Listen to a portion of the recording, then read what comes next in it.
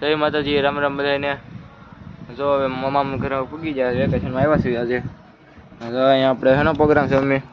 એ જો બટેકા ફોલું છું, મામા ગયા છે બ્રેડ લેવા. થોડો બટેટા ખોલે છે અને આજે પકોડા બનાવવાના છે.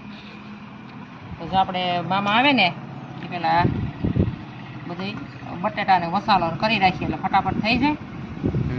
હાલો બધા જો પકોડા ખાવા. ગાય છે મારી ગાય.